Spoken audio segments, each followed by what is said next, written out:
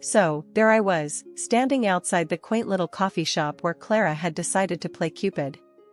Clara's been my go-to gal since high school, always into stars and numbers and all that jazz. Me? I've always kept my feet on the ground. But here I was, ready to meet Mr. Perfect Match according to her numerology charts. I spotted Clara waving frantically from inside. Pushing through the door, the bell jingled loudly, drawing a few glances. "There you are, Elle. I was starting to think you'd chickened out," Clara teased as I made my way over. "Chickened out? Me? Never," I scoffed, rolling my eyes but smiling. "But remind me again why I let you talk me into these things." Clara's eyes sparkled with mischief. "Because deep down, you know I'm right. Plus, you've gotta admit, your dating pool has been more like a dating puddle lately." "Harsh, Clara. Really harsh," I said, but I couldn't help laughing. That was Clara for you, no filter, but usually right. Just then, a guy walked in, tall, dark hair, easy smile. The kind of smile that reached his eyes and made you want to smile back, even if you were trying to stay cool. "Ah, that's him," Clara whispered, giving me a nudge. "Mark, over here." Mark turned our way and walked over. He had a confident stride but not too cocky, which was good. We shook hands, and his grip was just right, not too firm, not too weak. "Nice to meet you, Elsie. Clara's told me a lot about you," he said, his voice warm. We ordered our coffees, and I went for my usual, black, no sugar. Mark went for the same, and Clara teased, "Look at you two, already a perfect match." As we settled into our seats, the initial awkwardness melted away surprisingly quickly. Mark was easy to talk to. He didn't just talk about himself either, he asked about my work as a video editor, genuinely interested in the details. "So, you edit videos? That sounds cool. Bet you've seen all sorts of crazy footage," Mark said, leaning forward, elbows on the table. "You have no idea," I laughed. "From wedding bloopers to failed YouTube stunts, I've seen it all." "What about you?" Clara mentioned something about engineering. "Yeah, I work with a small firm downtown. We handle all sorts of projects, from bridges to buildings. Keeps me on my toes," he explained. The conversation flowed from work to movies to our shared guilty pleasure of bad reality TV. It felt like talking to an old friend rather than a guy I just met. As the evening wound down, Mark said, "I had a great time tonight, Elsie. Maybe we can do this again? Just the two of us?" I hesitated for a split second, old habits die hard, but nodded. "I'd like that." We exchanged numbers, and as I walked home later, I couldn't help but think maybe Clara's numerology wasn't all nonsense. Mark really did seem like a great guy. But only time would tell. For now, I'd just enjoy the flutter in my stomach that I hadn't felt in a long time. When I moved in with Mark, everything felt like it was falling into place. He had this old house, a bit of a fixer-upper, but it had charm. We started talking about making it our forever home, and that's when the whole money talk came up. It was a lazy Sunday afternoon, and we were lounging on the couch with cups of coffee, going over some bills and future plans. "Elle, you know how I've got that mortgage hanging over me, right?" Mark started, a bit hesitant. "I've been thinking, maybe we could use some of your savings to pay it off. It would be a load off, and we could start fresh, you know?" I took a sip of my coffee, buying some time. My savings weren't just rainy day money, it was the inheritance from my grandma, meant to be something special, something she saved for me. "Mark, that's a lot of cash. We talking about all of it?" I asked, trying to keep the surprise out of my voice. "Not all, no. Just the mortgage part. We'd still have plenty left for the house and maybe some extras," he said quickly, like he'd rehearsed it. I set my coffee down and turned to face him. "Look, I get where you're coming from, but that's big money. And it was meant for my future, you know?" Mark nodded, reaching for my hand.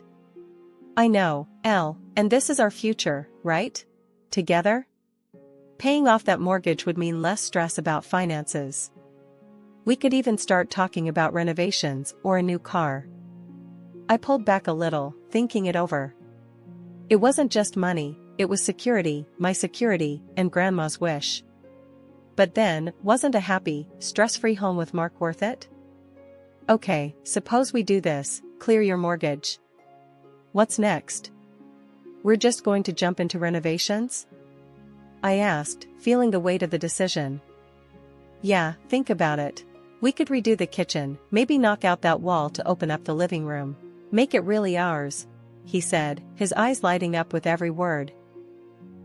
And furniture? We gonna spruce up that too? I was warming up to the idea, picturing the house transforming with us. Absolutely. New couch, dining set, maybe even that patio set you were eyeing last week, Mark replied, squeezing my hand. So, we did it. Paid off his mortgage and started planning the renovations. The next few months were a whirlwind of contractors and paint samples. The house was turning into what we'd imagined, and it felt good, mostly. There were moments, late at night, when I'd wonder if I'd put too much into this, too soon. But then I'd see Mark, all excited about picking out fixtures or tiles, and I'd tell myself it was right. The phone call that shook our newly renovated home came late one evening. Mark's phone lit up, buzzing insistently on the kitchen counter. The look on his face when he picked up told me it wasn't good news. Mom? Slow down, what's happened? Mark paced the length of our kitchen. I could only catch bits and pieces, but enough to piece together the emergency. His dad had a stroke. Okay, we're coming. Just hang tight. Mark ended the call and turned to me, his face pale. It's Dad, he's had a stroke. We need to go, Elle. Packing a bag in a whirl, we drove through the night to his parents' place in the next city over. We arrived to find Mark's mom, Linda, a small, wiry woman with more nerves than calm. She was fretting in the doorway as we pulled up. Mark, thank God you're here, she said, pulling him into a tight hug. Then her eyes landed on me. Elsie, you too. Inside, the house was dim, the air thick with tension. Linda led us straight to where Mark's dad, Joe, lay in bed, his left side immobile, his face drawn. Dad, it's me, Mark. We're here now, Mark said, trying to keep his voice steady. Joe's right hand twitched, his eyes showing a flicker of recognition. Linda hovered by the bed, wringing her hands. He can't speak. The doctors, they don't know if he'll recover fully. What are we looking at here, Linda? Does he need rehab? A nurse? I asked, feeling out of my depth but needing to know the plan. Linda shook her head, a stubborn set to her mouth. No, he stays here. He wouldn't want to be anywhere else. But Linda, think about professional care. He needs specialists. I pushed gently, knowing she was scared but also aware of what was at stake. No, Elsie. We can't afford that, and this is his home. He stays, Linda snapped, her tone final. At a family dinner that night, the air was tense as Mark and Linda laid out their expectations. Mark took a deep breath. Elle, I have to head back for work, but Mom needs help here with Dad. You've seen how hard it is for her. Linda nodded, her gaze fixed on me. Yes, Elsie, please. I can't manage on my own with my sciatica acting up. It means so much to us. I felt the weight of their gaze, the desperation in Linda's voice.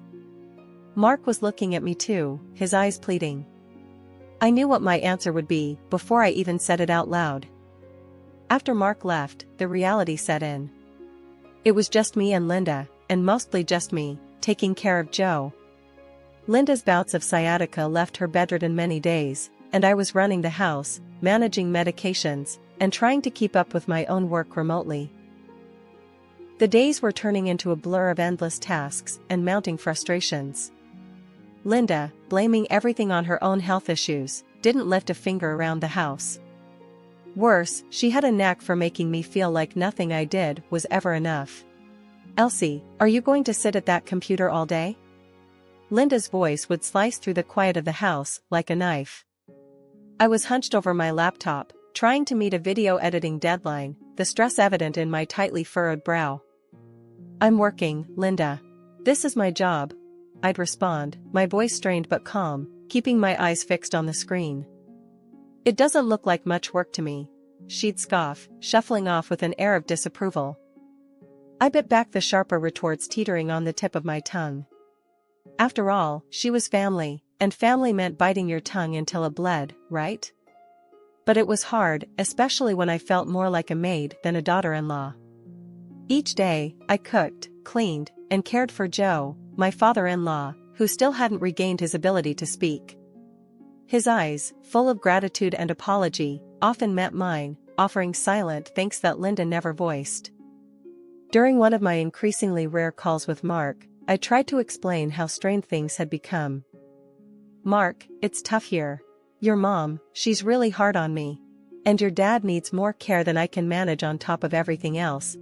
I confided, the weight of my exhaustion evident in my voice. I know it's hard, Elle. Just hang in there a bit longer, okay? Dad will get better, and once he's up on his feet, you can come back home. Mark pleaded. Determined to do more for Joe, I completed a course in massage therapy tailored for stroke recovery. Each evening, after the dinner dishes were cleared and Linda had retired to her room with a grunt, I'd help Joe into a comfortable chair and gently work his stiff muscles. Things took a surprising turn when Linda announced she was feeling better and wanted to visit Mark. I think I'll go stay with your husband for a few months, see the city, she declared one morning out of the blue. Her news should have filled me with dread at the thought of being alone, but instead, a wave of relief washed over me. When she left, the house felt lighter, as if her departure had lifted a heavy veil that had been smothering me. Finally alone, I established a new routine. Mornings were for Joe. We developed a silent camaraderie, communicating through gestures and shared smiles. I'd massage his limbs, encouraging movement, and his improvement, however slight, felt like victories in a war I'd thought we were losing. Afternoons and evenings were mine again. I reclaimed my time and dove back into my video editing with renewed vigor. Without Linda's constant nagging, I found my productivity soaring. I'd work late into the night, the glow of my laptop a beacon of normalcy in the otherwise turned upside-down world. Evenings were the hardest. I'd sit in the quiet after dinner, missing Mark, missing my old life, but also appreciating the peace. I think we're doing okay, Joe, I'd say as we settled in after our dinner, speaking more to fill the silence than out of necessity. Joe would nod, his eyes crinkling in agreement or perhaps gratitude. Half a year had rolled around, and it was amazing to see how much Joe had improved. He was not only talking, but had also started getting around with a new wheelchair I helped pick out for him. It was a game changer. He even began doing things for himself, like making his own snacks and managing his medication, which seriously lightened my load. During this time, Joe and I had grown incredibly close, so much that he started calling me his daughter, which warmed my heart every time he said it. It wasn't just about care anymore, it was about family, about the bond we had formed. One lazy afternoon, we were both in the living room, Joe in his wheelchair, flipping through channels, and me with my laptop, trying to catch up on emails. A thought had been nagging at me for a while, and seeing him so active and independent brought it to the forefront. Joe, can I ask you something? I began, hesitating a bit as I closed my laptop. Of course, kiddo. What's on your mind? Joe looked over, his face open and inviting.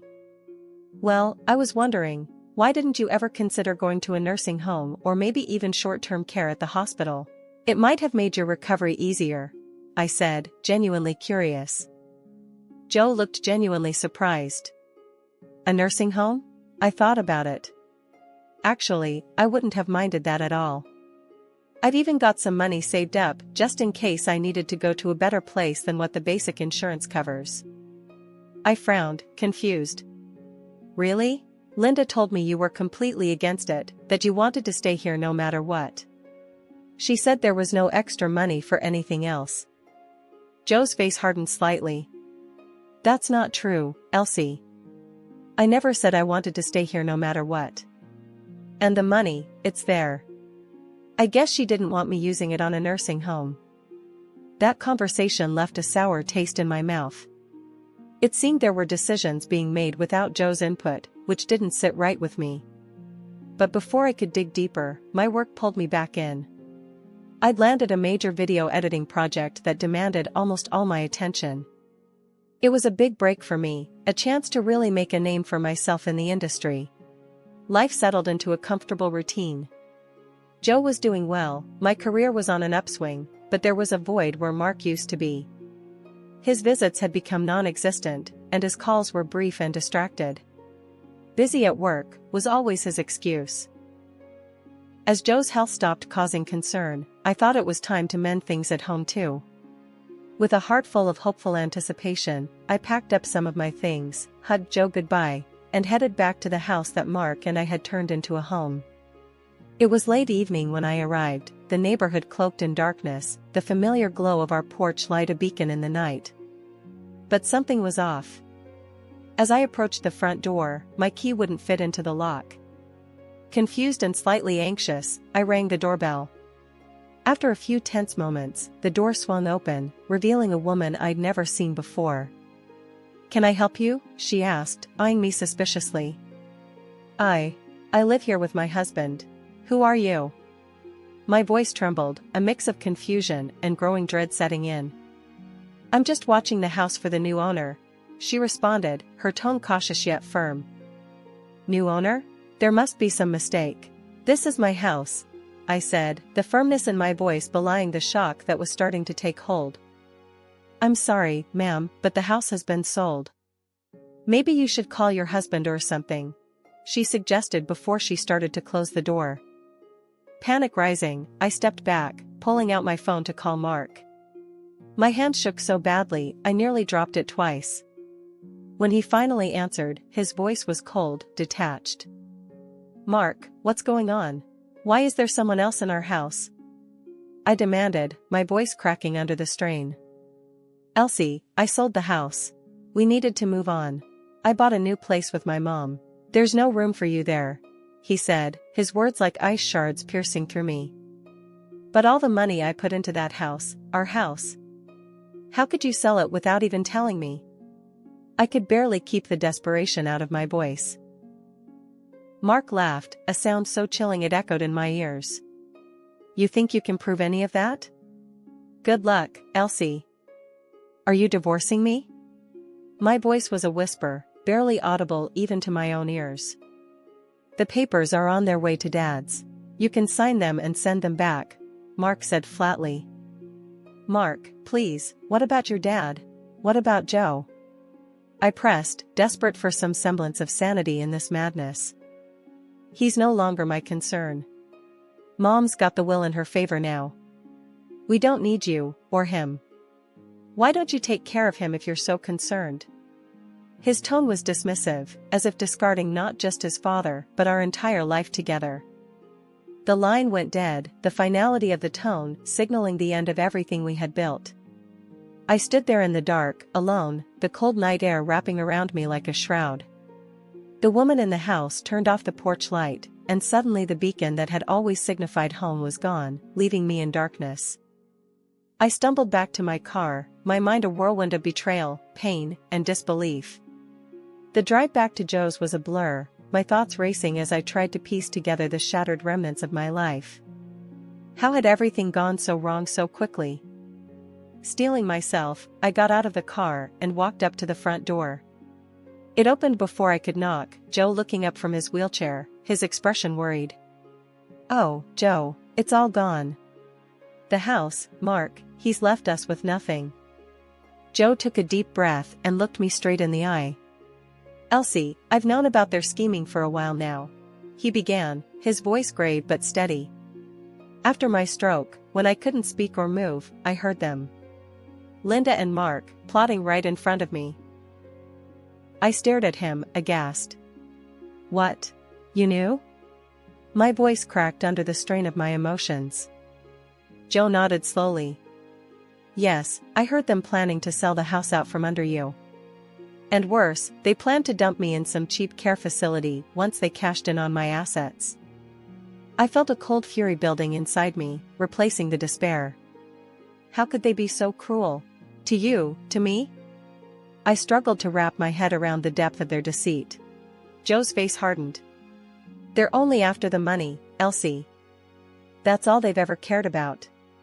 He paused, taking a moment before he reached into the pocket of his cardigan. Pulling out a set of keys, he placed them in my hand. But I've made moves of my own.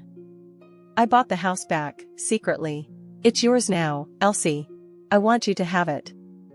Tears welled up in my eyes again, but this time they were tears of relief mixed with a fierce determination. Joe, thank you. I don't know what to say. The very next day, we met with Joe's lawyer, a seasoned man with a no-nonsense attitude named Mr. Gibson. In his office, filled with legal books and papers, Joe made it clear he wanted to change his will. I want everything to go to Elsie.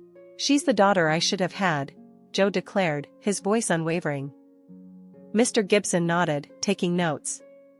I'll prepare the new documents. Elsie, you're about to become the sole heir to Joe's estate. Grateful, I simply nodded, overwhelmed by Joe's trust in me. We then tackled the issue of the money I'd invested in Mark's house. Mr. Gibson was methodical. We'll need to prove your contributions to the mortgage. Bank statements, any receipts you might have, witness statements from the bank officials. Fortunately, I'd kept meticulous records. I have everything. We can prove every penny I put in, I assured him, pulling out a folder stuffed with documents. That's good. We'll file for the recovery of your funds. They can't just take what you've rightfully invested, Mr. Gibson said, starting to outline a plan of action. With each step we planned, I felt more empowered, ready to reclaim what was mine and protect Joe from any more harm. When the divorce papers arrived later that week, I signed them without a second thought. I was ready to close that chapter of my life. A week later, Mark and Linda showed up at my doorstep, the house they once called theirs, now indisputably mine. Their faces were the picture of desperation. I had already heard through my lawyer that they were panicking over the lawsuit I planned to file, demanding back the $150,000 I had put into the mortgage. Elsie, please, we need to talk, Mark began, his voice shaky, avoiding eye contact as if the guilt was too much to bear. Linda chimed in, wringing her hands nervously. We're so sorry, Elsie. It all got out of hand. Please, can't we just put this behind us? I leaned against the doorframe, arms crossed, not moved by their distress. Sorry? After everything you've done? You think a simple apology will fix it? But we're family, Linda tried again, her voice trembling. That ship sailed the moment you betrayed me and Joe, I replied sharply, the anger in my voice clear and unyielding. Seeing that their pleas were getting them nowhere, I decided to twist the knife a little deeper. And just so you know, Joe has changed his will. Everything goes to me now. The grin I wore was cruel, sweetened by the justice of it all. Linda's face went pale, and she fainted right there on my new porch. Mark, flustered and embarrassed, had to catch her before she hit the ground. The trial that followed was nothing short of a circus. Mark fought tooth and nail for every cent, refusing to admit that the money I invested was mine. Linda, ever the actress, put on quite a show in court, feigning illness to gain the judge's sympathy. But the evidence was undeniable. In the end, the judge ruled in my favor. The defendant is ordered to repay $150,000 to the plaintiff. The evidence supports her claim unequivocally. Relief washed over me as justice was served. The gavel's final bang was like music to my ears. I walked out of that courtroom with my head held high, free from the chains Mark and Linda tried to place on me. Back at home, the house felt more like a sanctuary than ever. Joe and I celebrated quietly, a small toast to new beginnings and to justice. Life settled into a comfortable routine after that. I resumed my video editing work, finding joy in the craft that had always been my passion. Joe was more than just a father-in-law now, he was family, a true friend. News reached us through friends that Mark and Linda had to sell their flashy new apartment to cover the repayment. Now they were living in a rental, much humbler than before. It was a fitting turn of events, though I took no pleasure in their downfall. Just last week, Clara, my numerologist friend, called me up. Elsie, I found the perfect guy for you. His birth date lines up beautifully with yours. I couldn't help but laugh, a light, free sound that felt good on my lips. Thanks, Clara, but I think I'm going to stick to meeting people the old-fashioned way. Life's been too crazy for any more predictions. She laughed along with me, and we chatted for a few more minutes about life and love, the conversation light and easy.